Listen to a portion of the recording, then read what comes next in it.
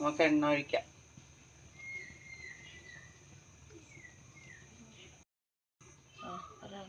എണ്ണ ഒഴിച്ചു കൊടുത്ത് അതിൻ്റെ കൂടെ നമുക്ക് അല്പം നെയ്യിടാം. നെയ്യ് ഒന്ന് ഉരുകട്ടെ. നമുക്ക് കടുക് ഇട്ട് കൊടുക്കാം. കടുക് പൊട്ടിക്കഴിഞ്ഞ് നമുക്ക് ജീരകം ഇട്ട് നല്ല ജീരകം ഇട്ട് കൊടുക്കാം.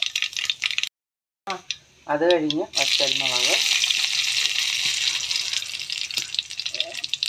വെളുത്തുള്ളി, പരിപ്പായതുകൊണ്ട് നല്ലപോലെ വെളുത്തുള്ളി ചേർക്കണം. ചെറിയ ഉള്ളി എല്ലാം കൂടി നന്നായി മൂപ്പിക്കുക. നമുക്ക് അല്പം മഞ്ഞൾപ്പൊടി ഇട്ട് കൊടുക്കാം. നമ്മൾ ഇത് രാവിലെ ബ്രേക്ക്ഫാസ്റ്റ് ഉണ്ടാക്കുന്നതാണ്. പരിപ്പിട്ട് കൊടുക്കുക.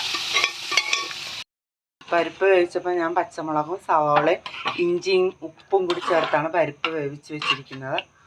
അത് അതിനകത്തോട്ട് ഒഴിച്ച് നമുക്ക് തേങ്ങാപ്പാൽ ഒഴിച്ച് കൊടുക്കാം. തേങ്ങാപ്പാൽ ഒഴിച്ച് ഉപ്പിട്ട് കൊടുക്കുക. നേരത്തെ ഞാൻ ഉപ്പിട്ടതാണ്, എന്നാലും പാകത്തിന് ഉപ്പിട്ട് കൊടുക്കുക.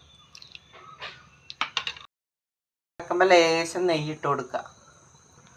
അത് ഇതാകാൻ നിൽക്കരുത്, ഇറക്കി വയ്ക്കുക.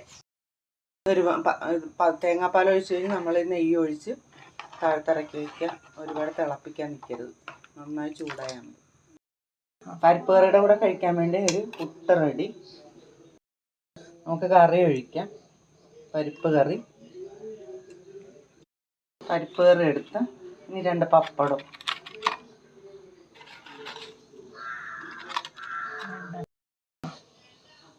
പുട്ട്, പരിപ്പ്, പപ്പടം, ഇത് അടിപൊളി കോംബോയാണ്. നിങ്ങളൊന്ന് ഉണ്ടാക്കി നോക്ക്, ട്രൈ ചെയ്യുക, അഭിപ്രായങ്ങൾ പറയുക.